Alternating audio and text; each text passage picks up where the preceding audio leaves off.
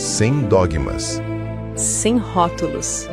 Apenas a verdade da Escritura, comparada com o que o homem criou. Tá na Bíblia?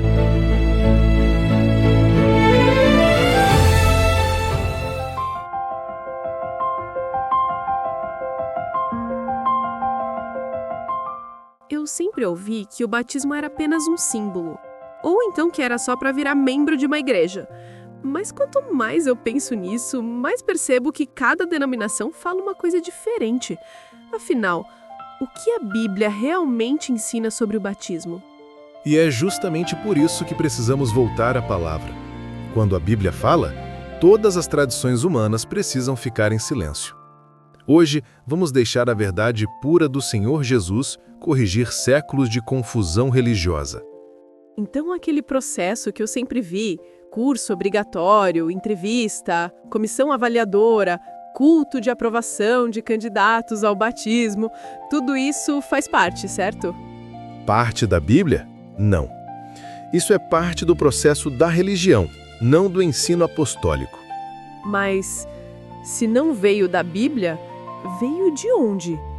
Porque a Escritura não fala nada sobre cartão de membro, comissão de aprovação. Isso tudo surgiu séculos depois, quando a igreja começou a se institucionalizar.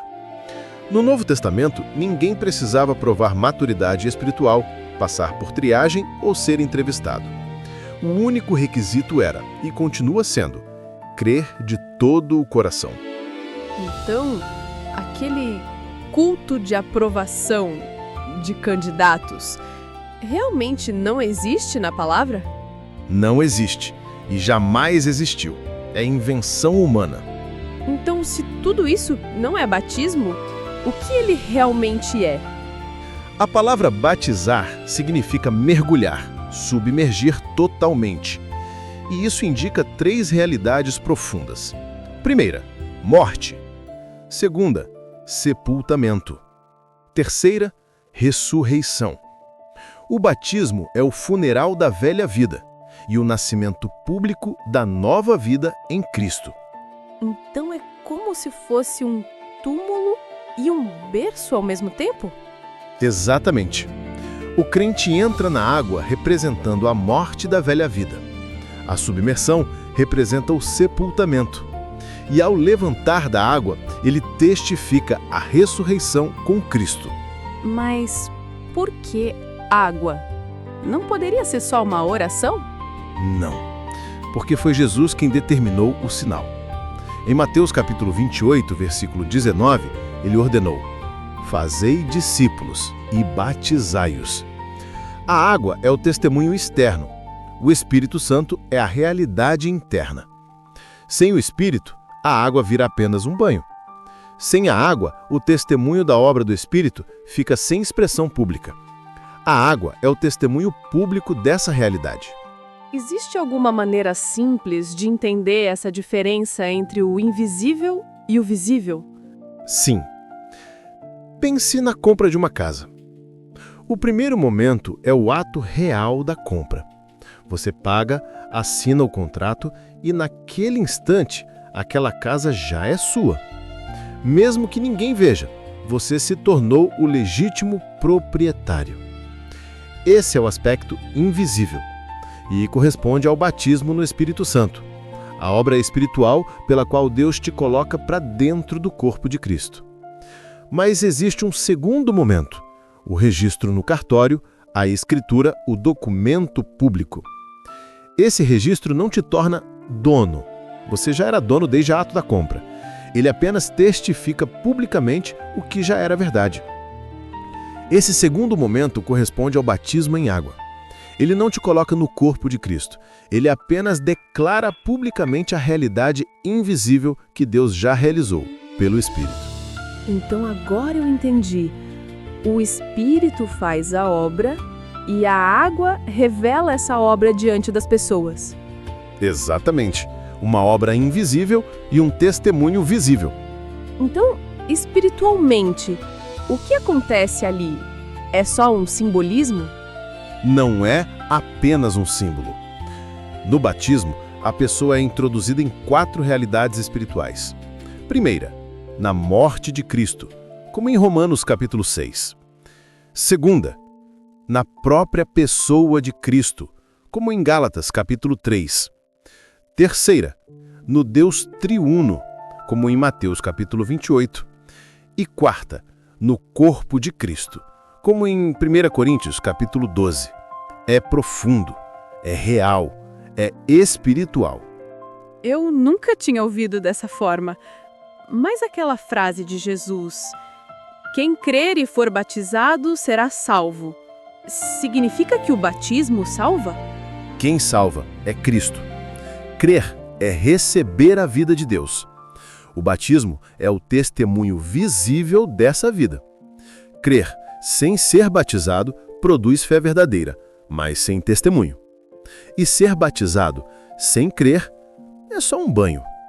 Eu entendi a parte do batismo em água, mas espiritualmente, como a Bíblia descreve essa união com Cristo?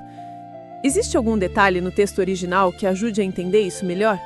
Existe sim, e é profundo. Em 1 Coríntios capítulo 12, versículo 13, Paulo usa duas preposições gregas e um tempo verbal muito específico para explicar como funciona a relação entre o Espírito Santo, o corpo de Cristo e o crente. Primeiro, as preposições. Primeira, em, que significa em. Paulo diz que fomos batizados em um só Espírito. Isso mostra que o Espírito Santo é a esfera, o ambiente e o agente dentro do qual esta obra foi realizada. Segunda, eis, que significa para dentro de. Paulo continua dizendo que fomos batizados para dentro de um só corpo. Isso descreve movimento, direção. Fomos introduzidos para dentro da realidade do corpo de Cristo. Agora, o ponto central. O verbo batizar está no auristo, que indica um ato único, completo, histórico e irrepetível. E qual é este ato único? O batismo no Espírito Santo aconteceu uma única vez na história, em duas etapas proféticas. Primeira etapa, Atos capítulo 2. Cumprindo Atos capítulo 1, versículo 5, no Pentecostes, o Espírito Santo batizou todos os crentes judeus, introduzindo-os no corpo de Cristo. Segunda etapa, Atos capítulo 10.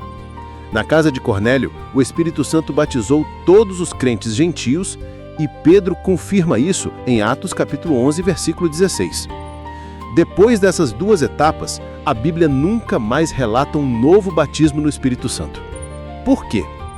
Porque o corpo de Cristo foi formado estruturalmente, judeus mais gentios. O batismo no Espírito Santo é histórico, como a cruz e a ressurreição. Acontece uma vez e não se repete. E um novo crente hoje? Quando alguém crê no Senhor Jesus hoje, ele não é novamente batizado pelo Espírito.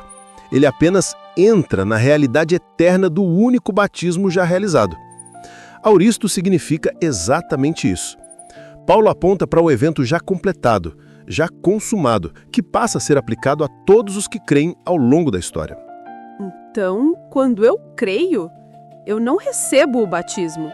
Eu apenas passo a participar daquele único batismo que aconteceu em Atos? Isso mesmo. No nosso caso, fomos batizados com o irmão Cornélio. O Espírito Santo realizou o batismo uma única vez. Cada novo crente, ao crer, é unido àquele batismo histórico e introduzido no corpo de Cristo. A água apenas testifica essa realidade invisível já consumada. Mas então, por que as igrejas esperam tanto? 3 meses, 6 meses, 1 ano, curso obrigatório? Porque deixaram o modelo apostólico para seguir tradições humanas. Jesus advertiu sobre o fermento. Qualquer adição humana corrompe a pureza da verdade. Mateus capítulo 13, versículo 33, deixa isso claro. E qual é o tempo certo? Imediatamente após crer. Esse é o padrão bíblico. E nunca muda. Primeiro, no Pentecostes, em Atos capítulo 2, cerca de 3.000 pessoas foram batizadas no mesmo dia. Segundo, em Samaria, Atos 8, creram e foram batizados imediatamente. Terceiro, o eunuco etíope, Atos 8, creu de todo o coração e desceu a água na mesma hora. Quarto, Cornélio e toda a sua casa, Atos 10, receberam o Espírito e foram batizados imediatamente. Quinto, o carcereiro de Filipenses, Atos 16, foi batizado com toda a sua casa durante a madrugada. Sexto, Crispo e os coríntios, Atos 18, creram e foram batizados. Sétimo, os discípulos de Éfeso, Atos 19, ouviram a verdade completa e foram batizados. Oitavo, Paulo, Atos 9, foi batizado 3 dias depois, não por preparação, mas pela cegueira e pela confirmação da igreja. Então, sempre imediato, em todos os casos. Sem exceção.